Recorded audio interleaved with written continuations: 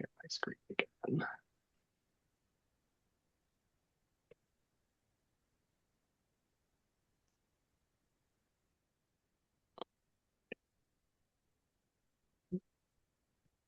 And then can everyone see the slides? Those being Yes, shared. Okay. slides are visible. Awesome. They're not in slide mode though. Okay, perfect. They should be in now. Yes. All right. Well, welcome. I guess briefly, why don't we do some quick introductions so everyone gets to know each other? I'm Ryan. I'm the volunteer and outreach manager for CRWA. I've been here for about 2 years now, and I coordinate all of CRWA's volunteer monitoring and restoration programs, as well as some of our education stuff. I will pass it on to Damon. So you're next to me on my screen. Hi, I'm Damon Carter. I've been a volunteer with CRWA for 20 plus years, and I'm on the board of advisors. And I live in Dedham. Damon, I think you're actually up to 30 years now, if my dates are correct for VMM. That's probably true. I don't have my old record book because one of my prior partners lost it. So I don't know exactly when I started, but I believe you if you say it's 30 years now. And we'll pass it on to John.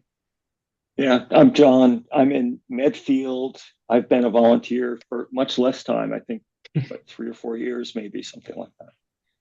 And then Bob, if you want to do a brief introduction Yeah, for yourself. I'm Bob and Bob Holzheimer. I live in Natick and next to Davis Brook, one of the points that we want to monitor. And this is the first time that I've joined this illustrious group. All right, awesome. Well, we will kick things off. Like I said, thanks for joining. So just kind of brief rundown what the night's gonna look like. Like I said, it should be a pretty quick training. The program's not too complicated, which is nice. But for John and Damon, who've participated in past, we were making a few changes just to kind of hopefully streamline things a little bit and make things a little bit more consistent for folks. So it's a little bit easier for people to plan around and participate in, especially with the last kind of few years. We've really, or maybe this is just because I've been working on it more, we've had some pretty intense drought seasons. We're still currently in a drought. So this data has been very helpful for not only just CRWA, but the Drought Management Task Force. So without further ado, brief overview for CRWA for any new folks who are going to be joining this program. Our mission, very briefly, is protecting, restoring, and enhancing the Charles River and its surrounding watershed. We do so through science, advocacy, and the law. This falls under that kind of science category. We've been around since 1965, so this past year was our 60th anniversary. So we've been doing this work for a really long time. This is a newer program, started up in 2021, I believe, 2022. Sometime around there, we started to really notice some severe droughts within our watershed, and we want to start monitoring it. And it's kind of floated in and out as time has gone on, and we're trying to put a bigger emphasis on this program now. Um, we do work in the 35 different towns that and municipalities that kind of encompass our watershed. And we have five main program areas of river science, climate. I don't actually, this slide's a lot older than I realized. I have to update them on the program areas. But our program areas are river science, river restoration, stormwater management, climate resilience, and education and outreach. And so all of that work kind of flows into a greater and healthier Charles River and watershed. And our river science work in particular, our main goal is we're collecting um, valuable data to advocate for better policies and better management at the local and state level, typically to make our watershed healthier and safer for people that are kind of living in it. So it is the water level monitoring program. It's had a few names. We've landed on water level monitoring, so it's not necessarily drought specific like it used to be. We are also looking at higher water levels potentially for kind of any flood conditions is always helpful. But mainly these streams that we've targeted are ones that we've noticed over the years have experienced extreme droughts. Some of them completely drying up. Um, Cress Brook, for example, I think Damon's been monitoring for a while. Like last summer was just completely dry the whole time, which isn't good to see. Some streams do have seasonal kind of dryness like that, but the majority of them shouldn't be doing so. Um, this program is a visual assessment as well as a measuring program. So you'll be taking a depth measurement at every site, as well as kind of reporting about kind of the physical conditions, and we'll go over how that is done through the app later on in this presentation. And then realistically, what we're using this data, like I said, is for our own knowledge about targeted streams, as well as helping the state better understand drought within our watershed. So we send all this data to the Drought Management Task Force, which really helps them to make more accurate determinations for what areas of Massachusetts are currently experiencing drought conditions. So this program used to operate just kind of in the summer months when we were first starting it, when we were really seeing drought conditions, but we've extended it now to kind of operate year round as a kind of way to track water levels as the year goes on. This is kind of just a summarization of some of the things I've been talking about. And what the Drought Management Task Force puts out basically from this type of data that we're collecting. And this comes from a variety of sources from local municipalities, own data from their groundwater levels and surface water levels and things like that. But this kind of map in the bottom right here is what a typical drought status map looks like when it comes out from the Drought Management Task Force.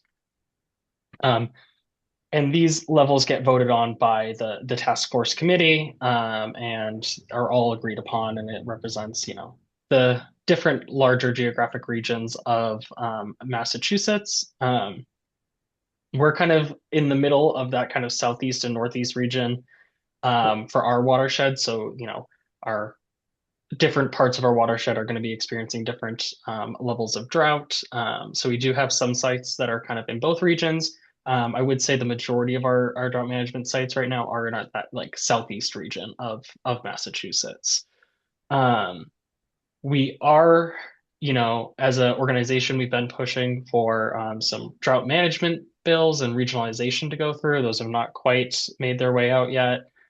So this data is also going to help us with helping to push that advocacy effort of, creating a larger, more regional understanding of drought control as with one town has a drought ban or a water ban and another doesn't, there's, they could be pulling on that town's groundwater resources.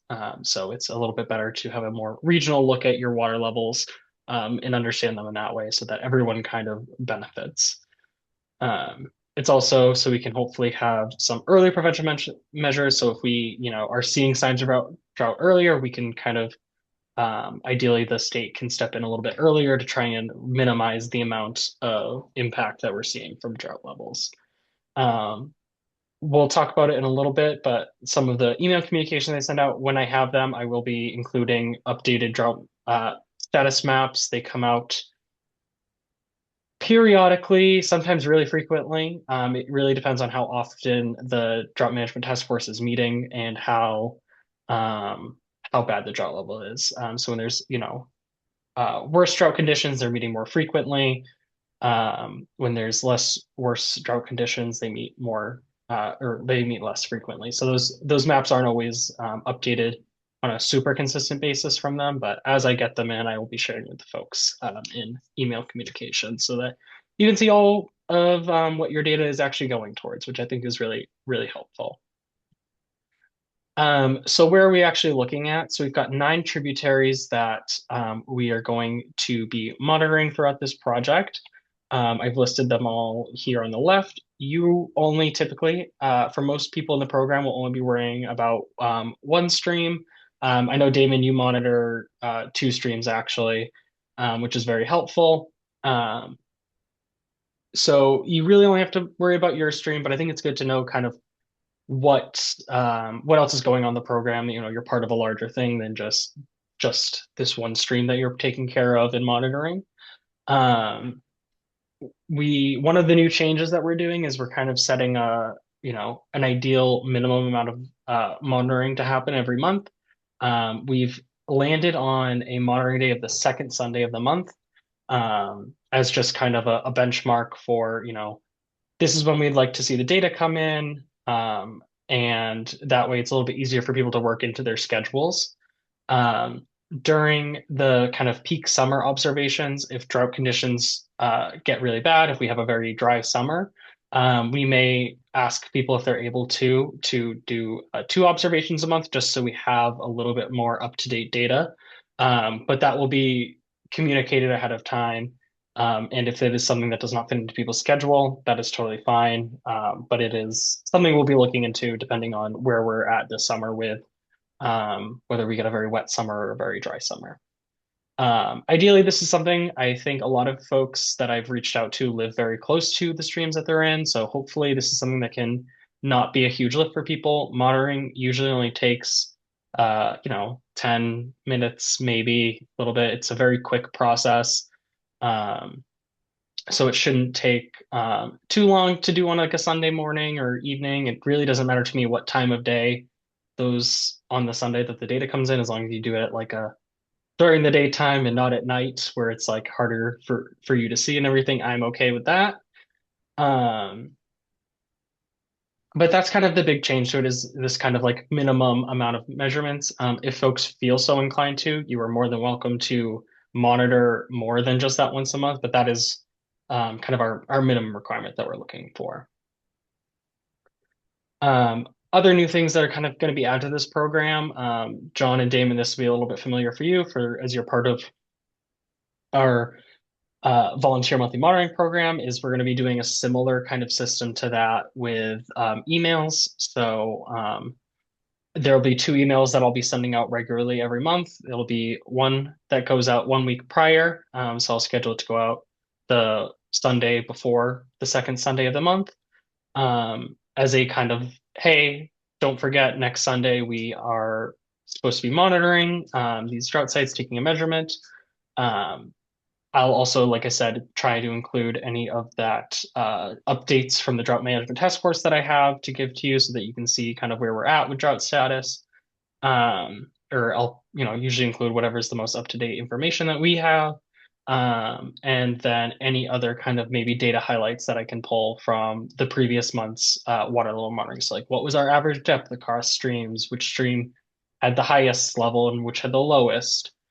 Is all information that will be included. It's not necessarily like pertinent that you know it all, but I think it's cool to see some of that data highlights from the program.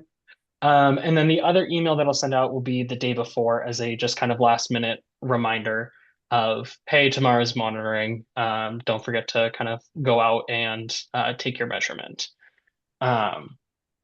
Also included in these emails, if we're getting any like bad weather, such as like thunderstorms or snowstorms, it'll have my communications about kind of canceling / rescheduling that monitoring. This will all come out, as ahead of time as we're looking at the weather. If it's thundering and lightning, don't go out and measure. If it's a snowstorm, use your best judgment for safety on those things. I'll do my best to keep everyone up to date as possible, but definitely use your best judgment. I would much rather we either don't get a water level that day, rather than have people go out in extreme inclement weather. If it's like a light drizzle or rain, that's totally fine. That's just something you'll want to note in your kind of field comments, which we'll go into a little bit later. It's also your time to let me know if you're not going to be able to monitor for any reason, and just let me know when you'd be able to. The nice thing about water level data is it doesn't fluctuate crazily between, one day versus the next day, or even like within the same week, depending on the weather. So if you are like, oh, I have a family barbecue on this Sunday and I can't go out on the second Sunday, you're like, but I can do it Monday morning or Thursday afternoon. That's totally fine with me. Just let me know so I know when to kind of expect that data in. and so that I can get it ready as we kind of process it and send it over to the drought management task force, basically. So totally fine if we can't do on the second Sunday, just let me know. The second Sunday is meant to just kind of be if it works out best, that's what we're hoping for. Um, but like I said, water levels are relatively stable in the short term, and shouldn't be too big of an issue if you have to do it a little bit later or even like the day before or something if that works better. Just keep me in the loop for that type of stuff. I think that's everything for this slide. Oh, and the other thing about inclement weather is, like I said, I'll probably be sending out multiple emails outside of just these two if it is bad weather as updates come in. And I'll try to make the calls for that, within 24 or 48 hours of a monitoring date if we're going to push it a little bit further due to bad weather, basically.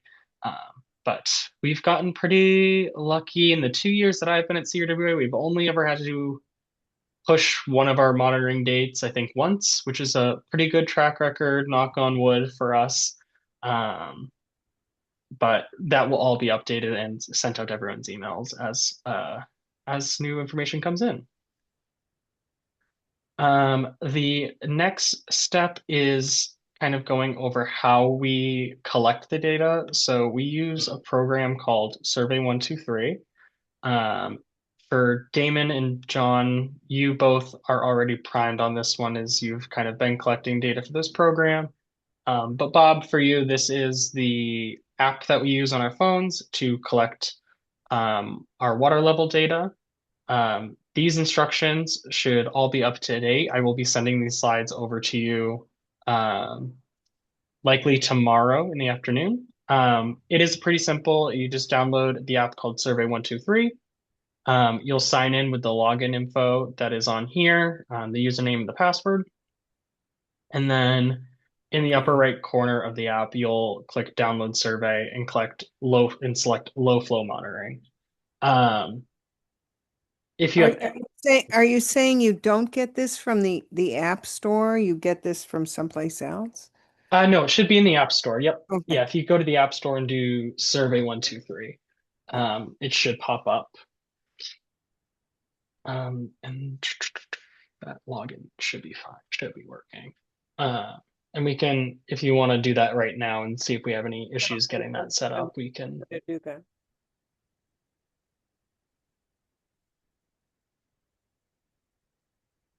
And the nice thing with this program is you should only have to sign in once you've got the survey downloaded. You don't typically Well, have to log in multiple times. It's showing me ARCGIS Survey 123. Yep, that's the correct app. That's it. Okay.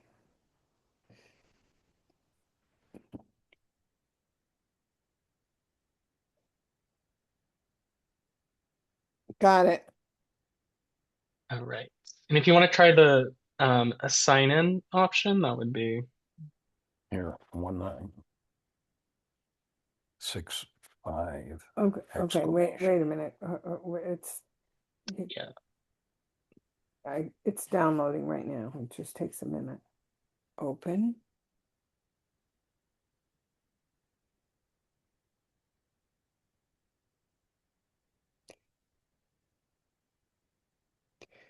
Okay, Clean Charles.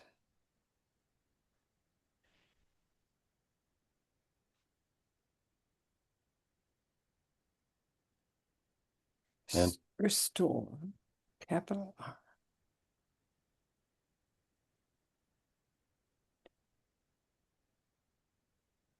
$1965 exclamation.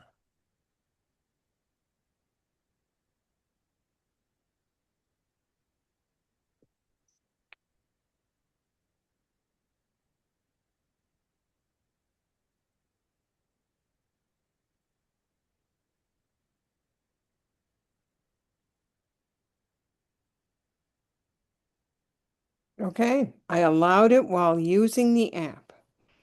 Perfect. There we go. Sounds like we're in. All right. And then you should see, let me just get it on my phone real quick just to make sure.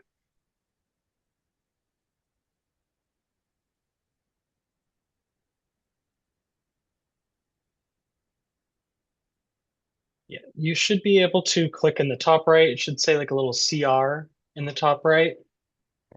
Yeah, If you excuse me, tap that, it should pull up like a little sidebar. You should see a thing that says download surveys. right, So if you click download surveys, a whole bunch will come up.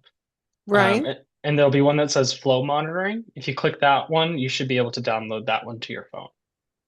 And that'll be how you enter the data once it's downloaded.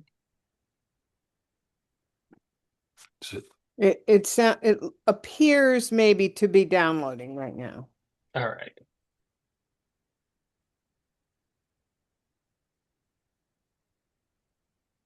But who knows what these Just tap it again right there. what these little There it things goes. mean. Yeah, once it's done downloading, it should be like two arrows in a circle. Yeah, yeah. That's Yep. what's showing. All right. But And then if you that- click like the arrow to go back in the top left, you should see, let me see if I can show it on my phone if it'll focus. No, of course not. Should look oop, something like, you'd see like a little survey that looks like that on your phone. No. No, it's gone back to the choosing of the app. Let's check. Does it say download surveys at the very top of your screen? No, now I've gummed it up by touching it a couple times and I'm back to my screen. Where should I go? Just go back. Um, Start it. What was the? What was the app Yeah. called? Survey 123. It'll be a little green icon like it shows Yeah. on the, I have so many apps I can't. Survey. Yeah, the app icon looks like a little notebook with a check on it.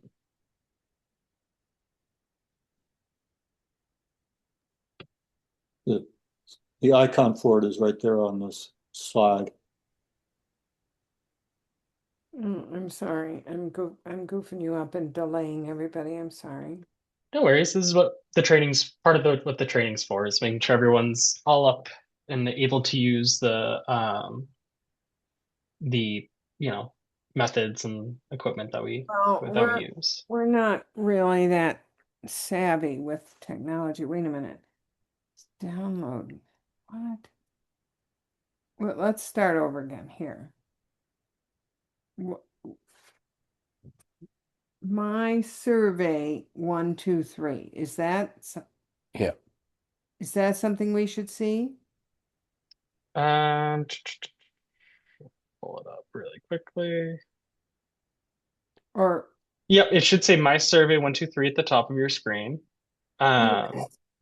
And then do you see anything that says flow monitoring on that page that you're on right now? no, I see no results found. Okay, so if you click the top right where the CR is again, Yes. go to download surveys, Okay. That's it. Okay. And and now, then you see the one that says flow monitoring. yes. Does it have a little cloud with a down arrow next to Yeah. it? No, it has Yes, it the does. circle. It has It has the circles. circle. Yeah. All right, try clicking on the circle of arrows. It might just have to refresh it. Yeah. Yeah. Yeah, I did that, but nothing's changed. Just All right. So now that you've clicked that, it did like a little loading screen for a quick second, right? yeah. Yeah. Yes. Yes. Okay.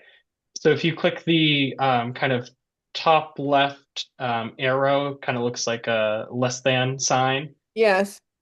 Do you see flow monitoring now on that My Survey 123 page? It says no. it says no results found in download surveys. Yeah, we could click download surveys. In the top, it has in the bottom. My survey 123. No, here in survey. Survey. Look for a survey. See, that means look for. So I don't know, something's not quite right. All right. Well, why don't we can set up a time No, and I'm we'll. sorry, nobody else is having this problem. I'm sorry. Oh, it's no worries. Like I said, we can set up a time and we'll get you all situated on that. And if we're unable to do so, we can come up with an alternative way for you guys to submit the data to me. It shouldn't be a problem at all. Sure. Right. Can we just try that one more time on the flow monitoring on the arrows? Okay. When I hit that, okay, it just very quickly, like a second, it goes around the arrow Yeah. and then it stops. And then what are you supposed to see? If you click Go the go back let me, yeah, back if to you go survey. back. Oh,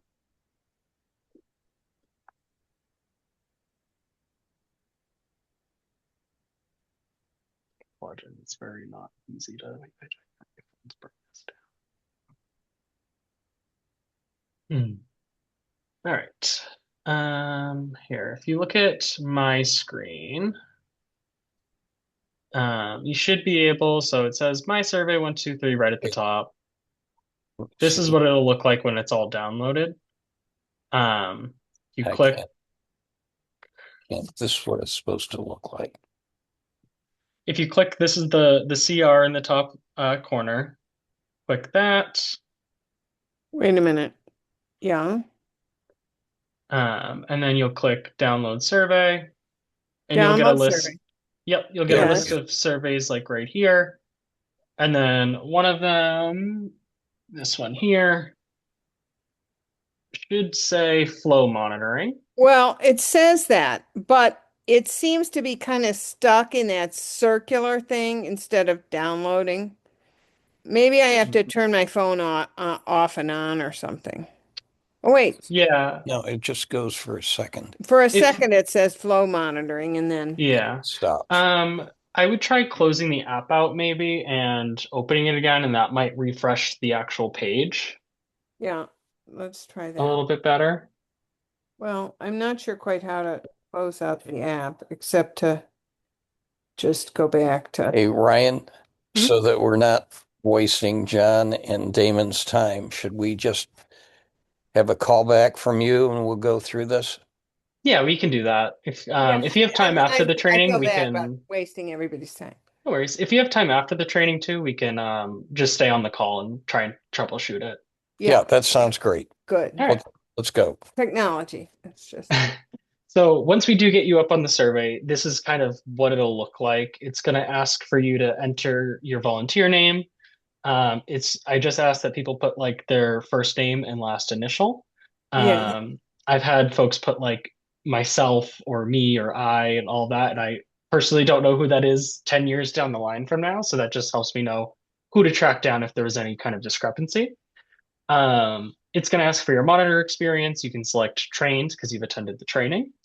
And then there'll be an option that says affiliation. That you'll just put CRW volunteer. This program used to have a couple other affiliations to it, and I'll probably actually reduce the amount of folks that are on that list anyway. So you'll just put volunteer. Okay. And then it's going to ask for the date and time of your observation. And that should be when you took your measurement. So some people go home and enter their data when they get home. That's totally fine, but it should be when you actually took the depth reading, basically. The next thing is going to ask you to select your site. Um, uh, Bob and Diane, for you, that would be Davis Brook, John, Vinebrook, Damon, that would be Bogaso Brook and Crestbrook. So whichever stream you're monitoring, that's what you want to do. And if you are on site at your monitoring location, the app is going to kind of auto insert a like pin on a map of where you're at, Yeah. and that should be fine. If you do enter this data like when you get home or something like that, you'll just want to kind of move the pin to the monitoring where you're monitoring, um, so that that's as accurate as possible, basically. And that's as simple as just kind of like scrolling until the pin's in the right spot. So super simple. Um, if you have any troubles, I can always fix that on my end too. So that's not a huge deal. I have a Um, question. mhm. Um, if we walk along through the Davis Brook Hmm. which we've done many times, and removed branches that have fallen in or whatever, to Hmm. look for tadpoles, whatever. Um, the the depth varies Yeah.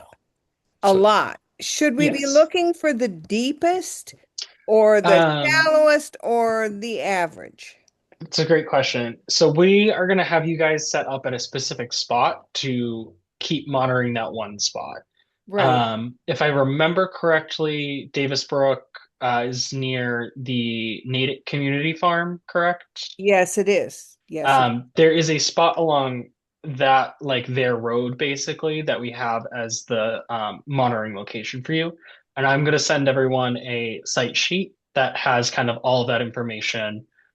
So you'll be able to refer to that every time that you need to for monitoring that spot. But Okay. generally, we want to be monitoring the same spot in the center of the stream as best as possible. Okay. So you're looking for the kind of the deepest part of that particular spot. Okay. Okay. So there's already a spot assigned to us. Yes. Okay. We can do that. Um, and then for measurements, we are looking, there are most streams are like they're relatively shallow, or have some kind of bridge that goes over them. We have two tools that folks can use for measuring depth. We have actually, I have one right here. Hang on 1 second. I think I grabbed it.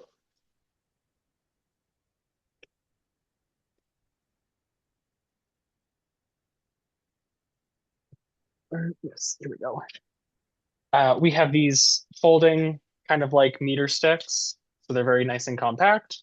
If your stream is accessible and shallow enough, all you have to do is just stick it into the center of the stream and read the depth. All depth measurements should be in inches and reported in inches to me. That's just the easiest way for us. So if it's 2 feet, it's 24 inches. And the other method that I have, which I don't have a good example, but when we have folks pick up equipment, we will go over that. We have the kind of method that we use for our volunteer monthly monitoring program most often, which involves lowering a weighted rope and just using clothespins to kind of do a measurement there. But if your site ends up having that equipment, when you pick it up, we will go over particularly how to do that measuring process. It's a little hard to do online, unfortunately. Um, there will be an option for you to select which type of measurement that is kind of in reference to it either being like a meter stick or through the rope and clothespins method. If the stream is completely dry, you can just put in 0 for your depth measurement, which hopefully we don't see too much of. And if you have the rope method, we can also provide you with a measuring tape as well if you need one. That is something we can do. And the other thing that we ask for folks to do is take a photo of the site. And that can just be like a straight on shot of where you've monitored. That lets us see the conditions of the stream, especially if they're pretty extreme. The Drought Management Task Force in particular really likes photos of dried up streams. It's a lot more compelling, I think, to kind of convince the story of drought levels or, lower water levels in general if there's a photo of a dried up stream versus just a measurement. So if you can't take a photo, there's an option in the survey that will let you kind of tap on that and take a photo right from the app. So it should be pretty seamless. But we do ask that if you can take a photo of like relatively the same spot every time, just so for consistency's sake, we have like the same reference photo every single time. Great. got it. And then these are just some photos. This is from 2020. So 2022 is what the really dry year we had. That's what I was thinking of earlier. that top right one is somewhere along Davis Brook that had dried up. Bottom or the left photo is Bogastow Brook, which was actually looking relatively well, a little lower than I think we would normally want to see it at. And then some other streams that we have in the program, and what they typically look like. I will be sending some follow-up emails. Hopefully tomorrow, if not early next week. I'm going away for a conference, so I might not have as much email access as I normally do. But I will be sending out a online volunteer waiver for folks to fill out just before they go out sampling a time. You only have to fill it out once, and then you're all set.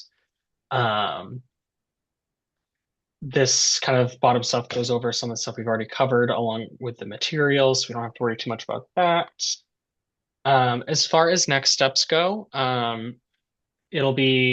follow up, like I said, with everyone with a recording of this presentation, as well as a copy of these slides for anyone who wants to reference them in the future. And then if we will kind of from there work, if you don't already have monitoring equipment, we'll work to schedule a date where we can have you come to our office in Newton to pick up equipment. And if you can't come to the office in Newton, we can try and find a date and time that works to like maybe meet in the middle somewhere. Wait, what is the equipment? I'm Just sorry. a measuring tape. I Yeah. have that. That's Yeah, not, if you have your own meter stick that Yeah. works for you, Yeah. that works for me. This is in case anyone doesn't have this type of stuff. I Yeah. certainly don't myself keep a meter stick around, except for work myself. So if you have your own stick or measuring method that works for you, that works for me. So we'll schedule any kind of equipment pickup that we need to do. Have you fill out the volunteer waiver, and you can follow up to me with any questions. We can also take questions once we've concluded this. And then I will also include the next year's worth of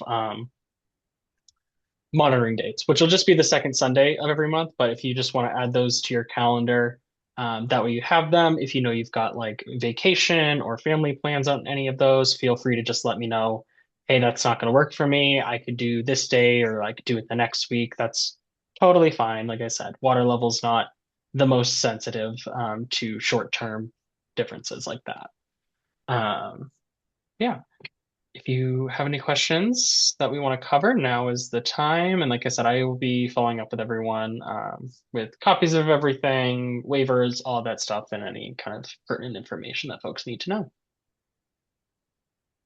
No questions. We're good. Yep. All right. John, Damon, anything on the new stuff? I know you guys are kind of veterans to this program as of late. All works for me. All right, great. Then I will let you go, and then Bob and Diane, if you have a few minutes, we can try and figure out the Sure. survey 1, 2, 3 and all That stuff. app, just get it up and running. Yes. That'd be good. Okay, then sounds good. And